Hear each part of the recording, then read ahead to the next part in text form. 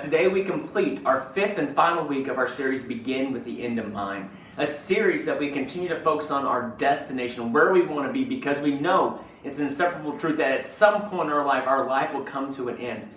Where do we want to end up? What's our destination? But our destination is determined by the course, the direction that we take. And so we can have the best intentions, the greatest mindset, the best hopes and dreams and plans.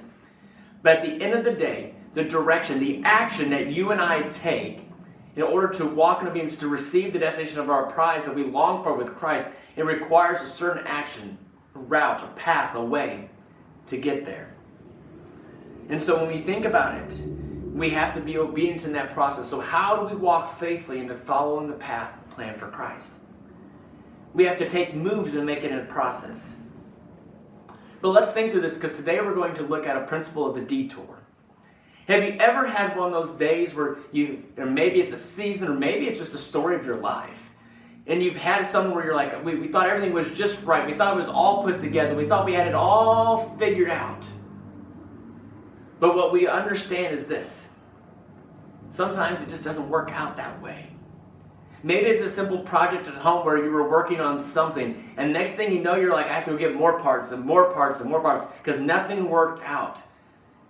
You've had those days, right? Maybe it's your season of life. You're like, I've worked hard, I take care of myself, I exercise, I eat right, I try to invest in those around me, I try just to be a good overall person, but yet here I am, and I'm not seeing the results. I thought I'd have better results. Maybe I would be married by now, or we'd have kids by now, or maybe we feel like we'd be financially stable. Maybe I'm supposed to be in my season of life where I could retire, but I'm not able to.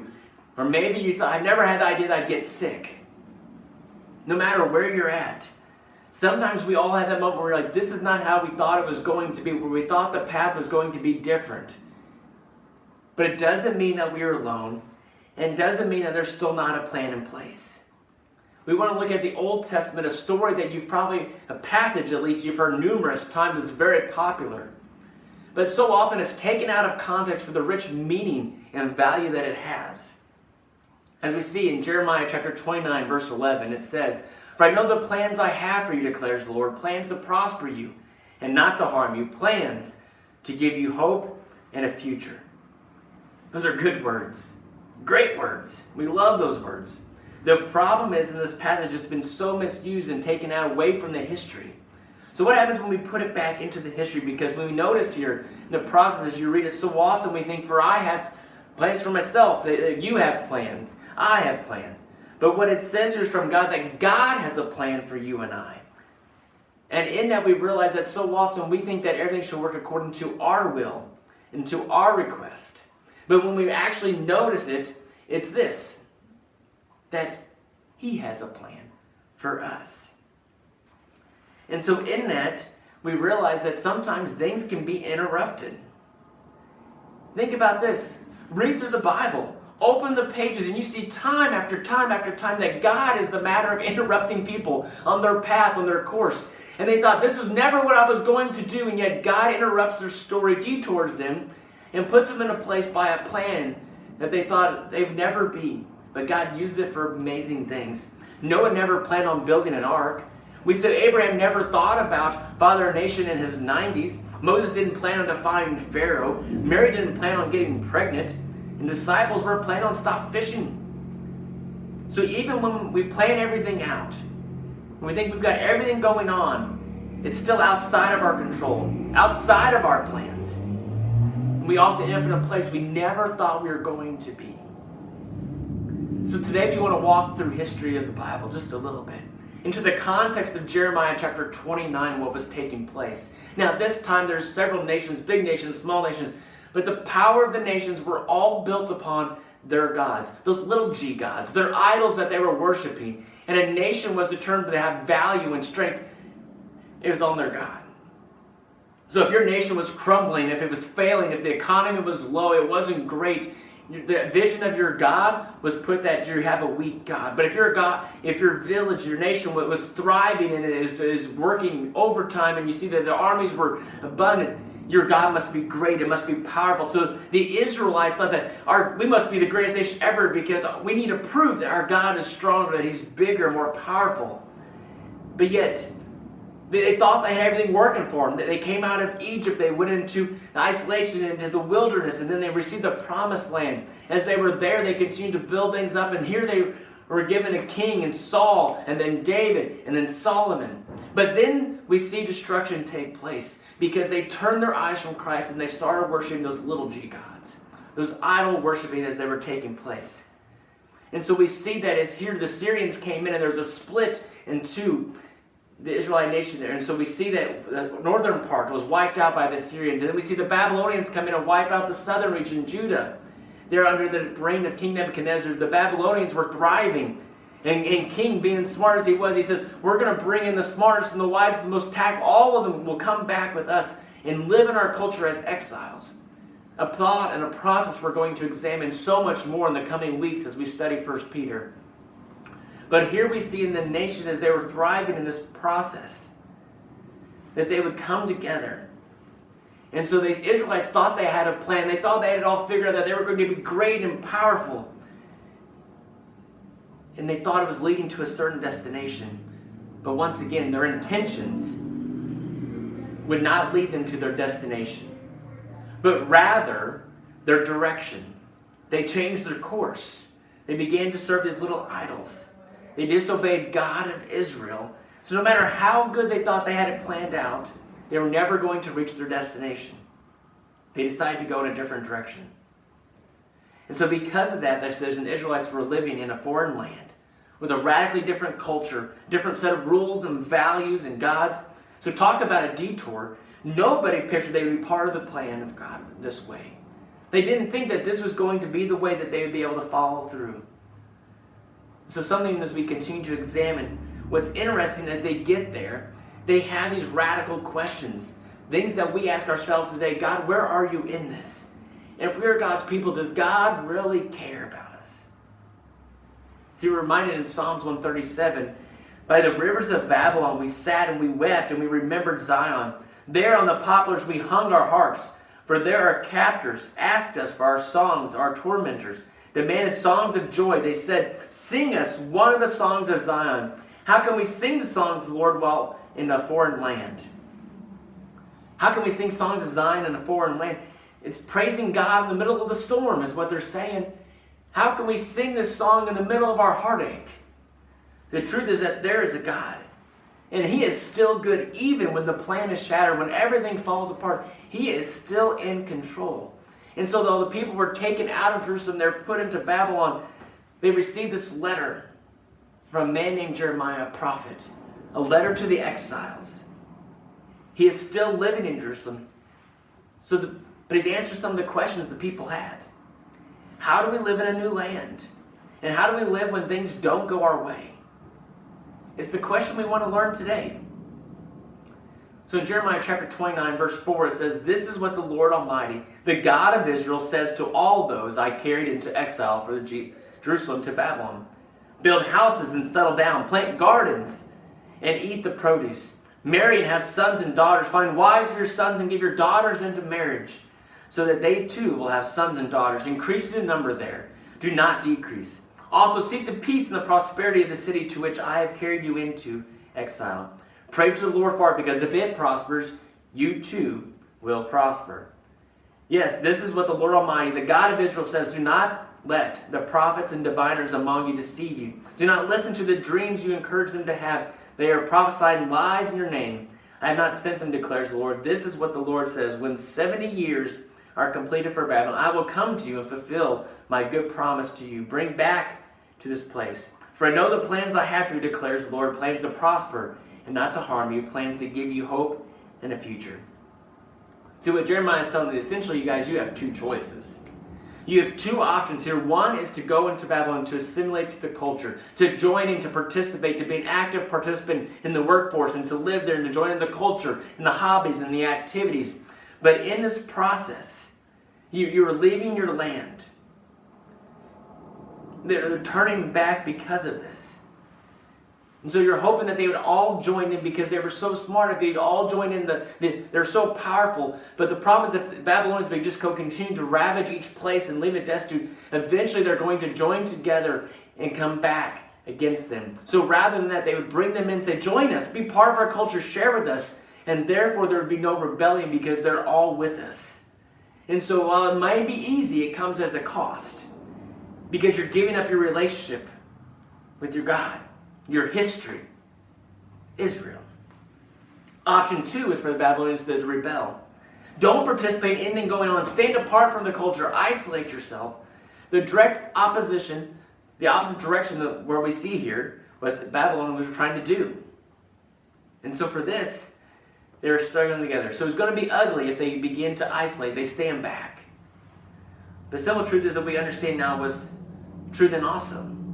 Even when it seems ugly, when all hope seems lost, God makes a way. Our God is a God of second and third and fourth chances. And so he's reminded in Romans chapter 8. And we know that in all things, God works for the good of those who love him. We have been called according to his purpose. So the Israelites are stuck in a position with two horrible choices. But what does Jeremiah tell them once again? Jeremiah in chapter 29 verse 4 says, this is what the Lord Almighty, the God of Israel, says to all those I carried into exile from Jerusalem to Babylon. Now remember, throughout Scripture, there are many names of God. Often the names of God describe the character and the personality of what was taking place, to give us that personal relationship, because our God is an omnipotent God, that he knows everything, he's all everything. And so because of that, we have these different names to help us identify with the character of God at those moments. And so here we see the identification, the Lord Almighty is telling us that God has not lost his strength. He's not lost control. He's still powerful. His plan is not done. He is still working. Even though when you feel like everything's falling apart, that you feel like it's not working, you feel like that your plan is broken, God hasn't forgotten you. We can't see the plan God has, but he hasn't forgotten us. He's still almighty. Now this is where it gets funny. Because when you read that, the Jerusalem, you take yourself in the mindset of the Israelites that the Babylonians came in, that they ravaged our city, they took us out of this and they took us back to that place. But in that passage, in verse 4, what does it say in the second half? It says, I carried into exile. Therefore, they had no idea. They thought it was all King Nebuchadnezzar. But in reality, it was God. God did that. Therefore, is a clue that God is up to something. He has a plan for the exile. We see three things that he gives in the following verses. He says, build houses and settle down. Plant gardens and eat the produce. And marry and have sons and daughters. Find wives for your sons and give your daughters in marriage, so that they too may have sons and daughters. Increase in number there. Do not decrease. He says, build houses, have children, marry them off.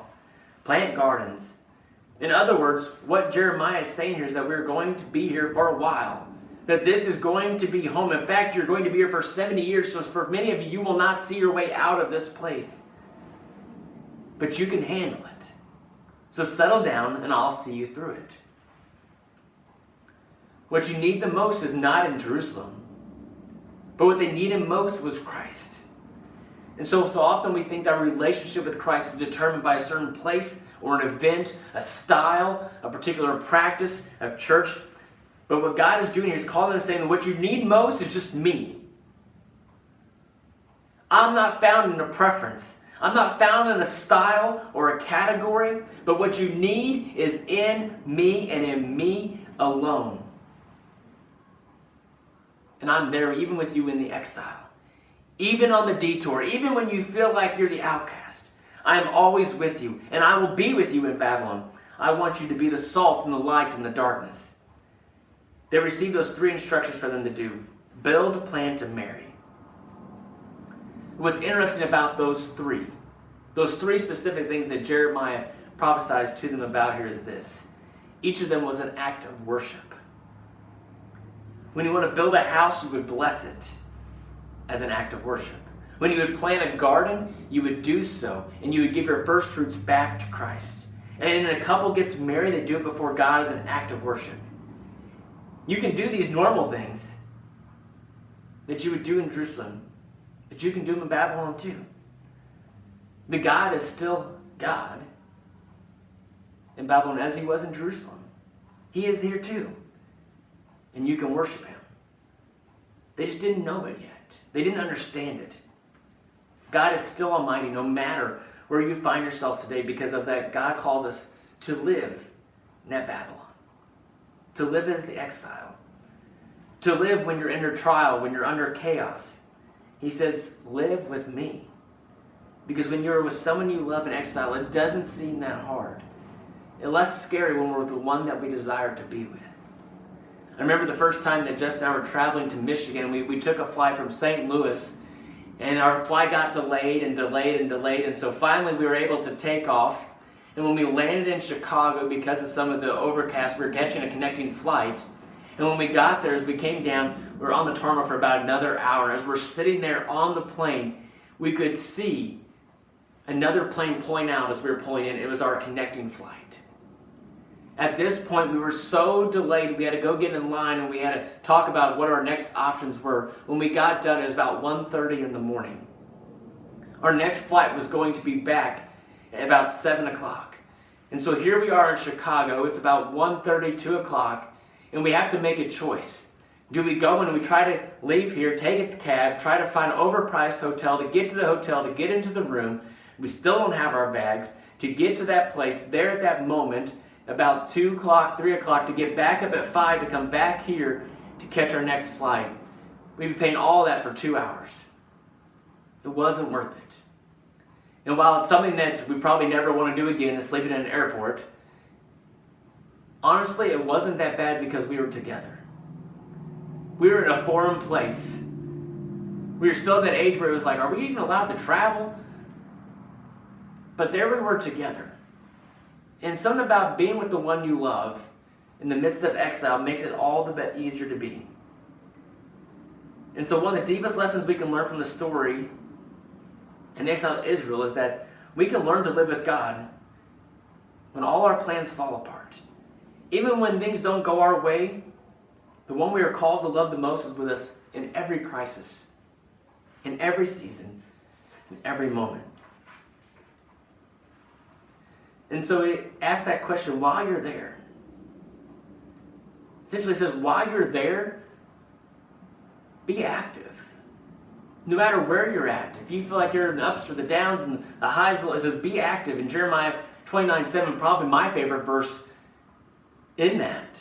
Seek the peace and prosperity of the city to which I have carried you into exile. Pray to the Lord for it, because if it prospers, you too will prosper.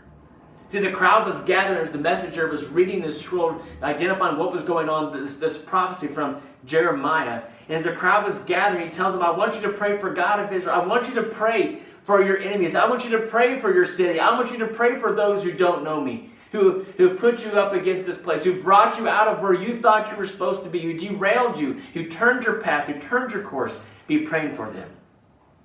What? You want me to pray for my enemy? You want me to invest my skills? You want me to bring this approach of life to a place where I feel like I don't belong? It's a radical approach for us. A whole new approach to loving our enemy. But see, God doesn't want them to assimilate into the culture. He says there's an unhealthy lifestyle there. Don't live like them. That is not the plan. But God wants us not even to walk the other way either. He says, don't isolate. He says, I want you to be the change in your culture. Because if they prosper, you prosper. Engage in your culture. Engage in your community. Participate to share in the cause and in the arts. Because when you engage in culture in such a way, it returns a specific response. Like the Babylonians were looking at the Israelites and they say, I don't even believe in your God. I don't even believe in who you are and where you're from and what you stand on, but I know that something's different. There's something undeniable about who you are and what's around you. I might not believe or know, but I know our city is better because you are here. And because of that, you've made a difference. Our city is prospering, and we are better by having you here. See, God had something going on that the Israelites couldn't see. They didn't have the master plan, and neither do we. He was leading them through his plan. God has something going on in our little Babylon called Flora. The little place we are. And when we come with the attitude of Christ, when we approach it life and church sacrificially for the heart for the kingdom, we bring peace with us. when we disregard our own request, for the sake that the gospel and the kingdom would grow, so much more happens. Because we're called to be the salt and the light in the midst of the chaos. God's plan is still in effect, that we will live our lives with Him. We might not see the entire plan. We might be angry or we might be confused that our plan doesn't work out. We might be on this detour. Maybe you're in exile right now. You've experienced suffering or heartache, but He reminds us that we can trust Him, that He hasn't left us. He has a plan. It might not be pain-free. It might not be what we expected or what we wanted, but we are not alone. The challenge we have is we begin to acknowledge that we do not have all the answers. We don't have the entire plan, but we start leaning on the one who does. He has the master plan. He sees it all. And so our plan might not be the ultimate plan, but He's fulfilling His promise He gave to us, that He walks with us. And so either you're doing great and things are rough, maybe you're exiled, but we have to start living every moment with Him as exiles in a different way, as we live with love, which is demonstrated through Christ on the cross for us. That as He bore the cross, as He left the city, as He was heading down to Golgotha where He'd be crucified, as He cries out, "Lord, why have you forsaken me?" Jesus was exiled so that you and I would be brought into the family of Christ. That we would be able to share the partnership, that you and I are filled with the Holy Spirit. That invitation that Christ would live and dwell inside of us. And so when we feel alone, we're not alone. We're not forsaken, for our God has a plan that He declares for us. For I know the plans that I have for you, declares the Lord. You might be on a detour. You might feel like you're off the course that you originally set out to be on. But God has made a way for you and I. We walk it faithfully to be a light in this world. Yes, I will lift you high.